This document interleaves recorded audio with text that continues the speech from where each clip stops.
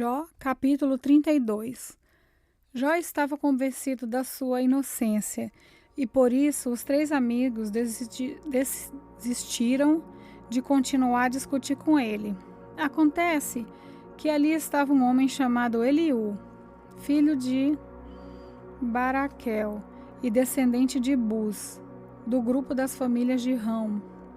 Eliú ficou muito zangado com Jó, porque ele dizia que era inocente e que Deus era culpado. E também ficou zangado com os três amigos, porque eles não puderam responder a Jó, dando assim a ideia de que Deus estava errado. Eliú esperou para falar no fim, pois os outros eram mais velhos do que ele. Quando viu que eles não souberam como responder a Jó, Eliú ficou zangado.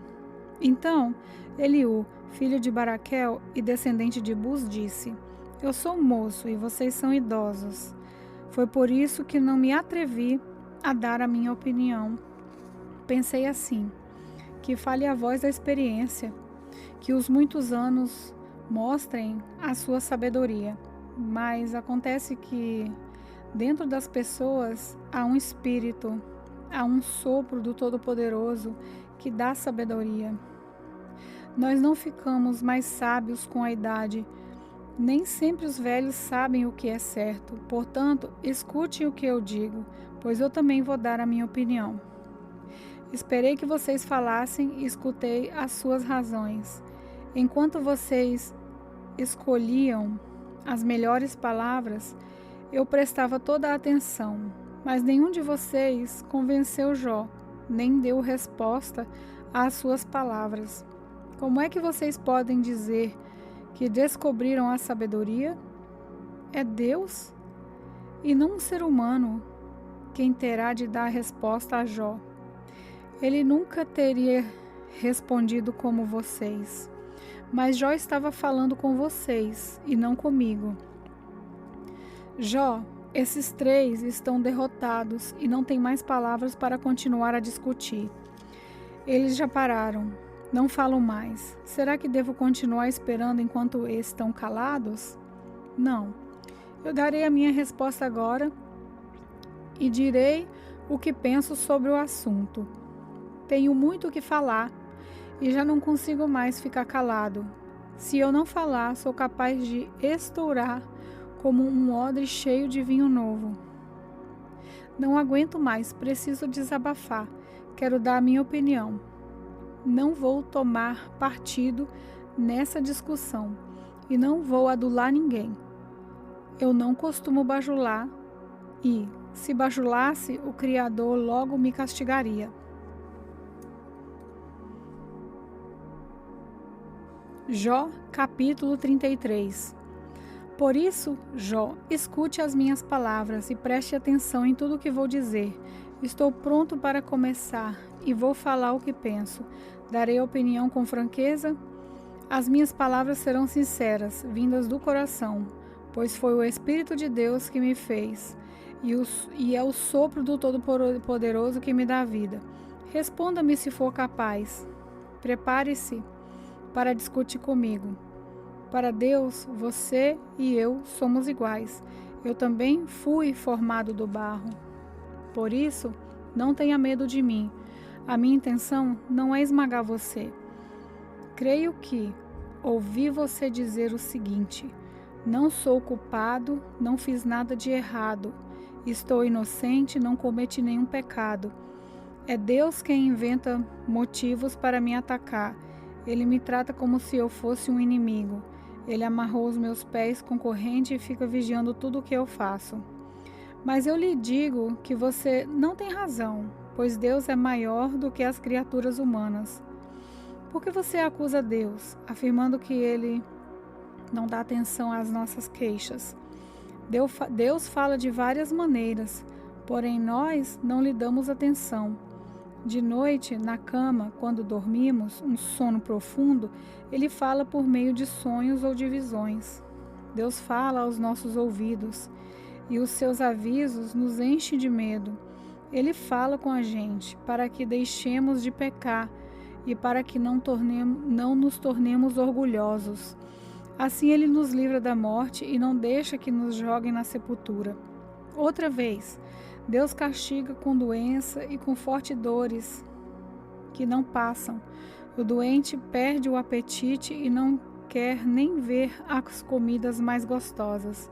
Ele emagrece, vai se acabando e no fim vira pele e osso. Ele está às portas da morte, logo será levado para a sepultura. Pode ser que ele venha a ser socorrido por um anjo, um dos milhares de anjos de Deus, que ensinam a gente a fazer o que é certo. O anjo terá pena dele e pedirá a Deus: salva-o. Ele não deve descer ao mundo dos mortos. Aqui está o pagamento do seu resgate. Então, ele terá saúde novamente e o seu corpo será forte como era na juventude. Quando orar, Deus o atenderá.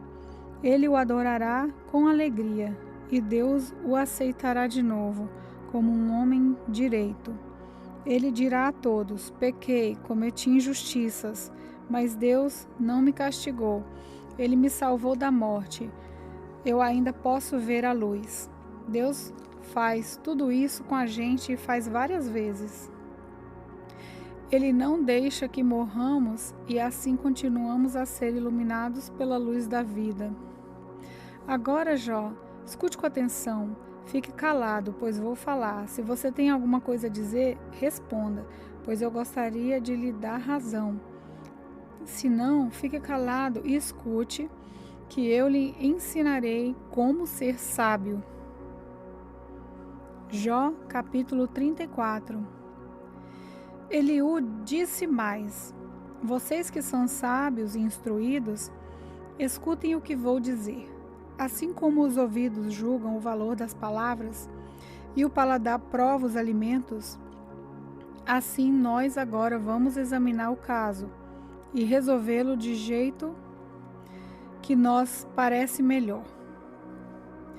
Jó está dizendo que é inocente e que Deus não quer lhe fazer justiça. E pergunta: como é que eu poderia mentir dizendo que estou errado? Sofro de uma doença que não tem cura, embora não tenha cometido nenhum pecado. Nesse mundo não há ninguém como Jó, para quem é tão fácil zombar de Deus como beber um copo de água.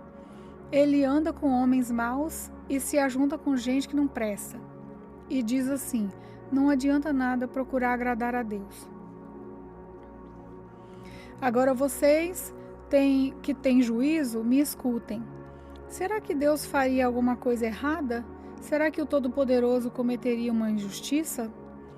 Ele nos paga de acordo com o que fazemos e dá a cada um o que merece. Na verdade, o Deus Todo-Poderoso não faz o mal e não é injusto com ninguém. Quem entregou o poder a Deus? Quem fez o governador do universo? Se Deus quisesse, poderia fazer voltar para si o fôlego, a respiração da gente. Então todas as pessoas morreriam juntas no mesmo instante e voltariam de novo para o pó.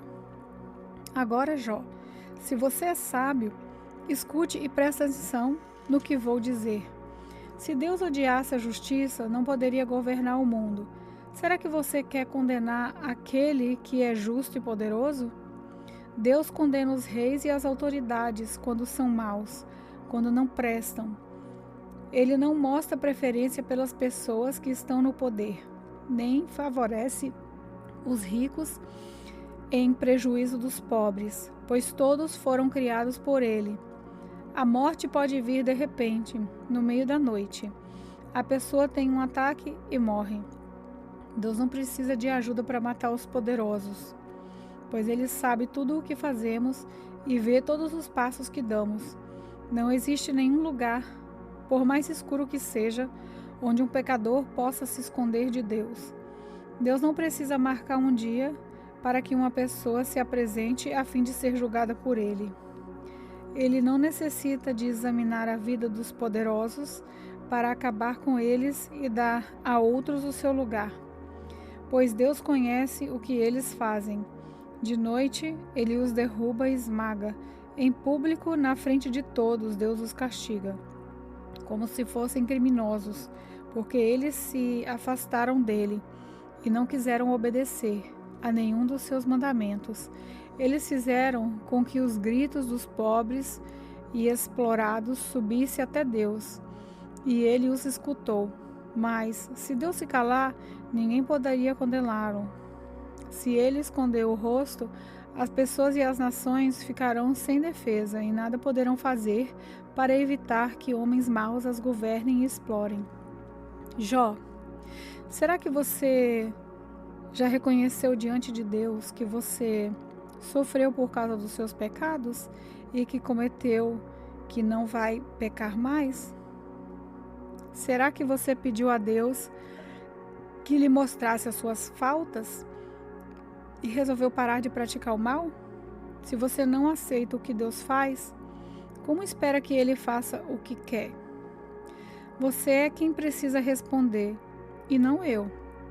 Diga-nos o que está pensando.